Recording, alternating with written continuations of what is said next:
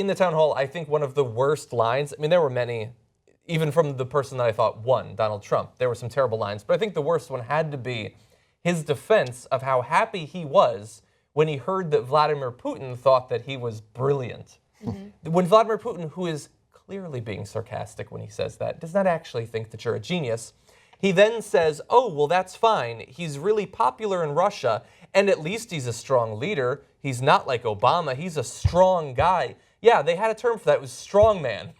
We understood the concept before. This is a guy who is taking away the rights of religious minorities in his country, gay individuals in his country, who you said killed a politician, is... journalist. Yeah. Journalist. I mean, there's huge control of the media, of dissident political groups and things like that. This is an authoritarian leader. Mm-hmm. I don't care how many Russians are like, yeah, you've convinced me that our economy is so bad, fuck gays, so I like you. I don't care about that. This is an authoritarian. And he's like, oh, well, so what? He thinks I'm great. That's good. At least he's a leader. Mm-hmm. That is a terrible defense. And the thing is, look, there's a lot of Republicans who have been able to swallow it and say that they're going to support Donald Trump.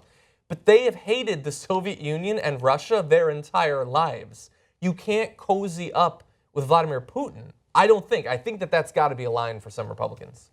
I think that's a really good worst line of the debate. I would argue that among the terrible lines throughout the entire town hall, I keep calling it a debate when it's not, I did not like that Hillary Clinton kept defending herself on foreign policy by mentioning that Donald Trump believed the same things. Like saying he did the same thing. Yeah, so is it strong? For instance, her support of invading Iraq, she's like, well, Donald Trump supported that as well. And then same thing with Libya, Donald Trump supported that as well. Like, I get what she's trying to do there, totally. But for progressives, for, people like me, that doesn't make me feel better about your decision. Saying that well, he did it too. But isn't that targeting conservatives? Who are like, he's better than her on these issues? Part of it is the manner of saying it. Part of it is saying, hey, look, you have every right to ask me these questions. I hope you'll ask the same questions of my opponents. That would be a better way to do it. That would have been a much better way to do it. Absolutely. But yeah, the he did it too is you're right. Whatever. It sounds childish. It sounds childish.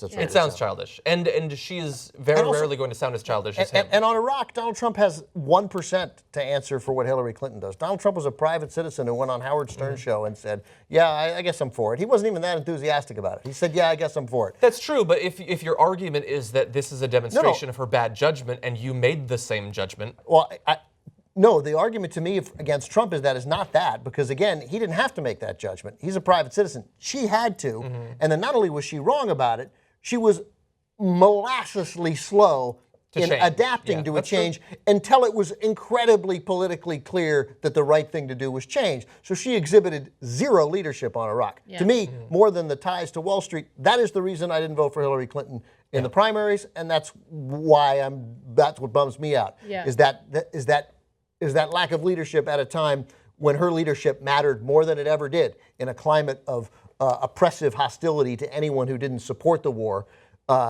It would have been nice to have the most famous, most powerful Democrat in the world come out quickly and say, as many other Democrats did, because the vote for it, she can explain by, you know what, we got caught up in something there, and we got lied to about the intelligence, and we got caught up in some hysteria, and I'm not going to let that happen again. But when I recognized how bad it was, I came out against it. I realized we'd made a mistake. But she can't say that because the facts do not meet that narrative for her in any way. So, but Trump, he was like, on Howard, he was literally like, well, I guess, I don't know, Yeah. But he's been following this stuff for a really long time. He's been very interested in it for decades. But where I think he's hurt on it and where he should be hurt on it is then if you did say that on Howard Stern, you can't then turn around and say that you didn't and say that you've always been against it, which has become a line for him that worked in the Republican primaries for so long that I think people actually believed it. Yeah.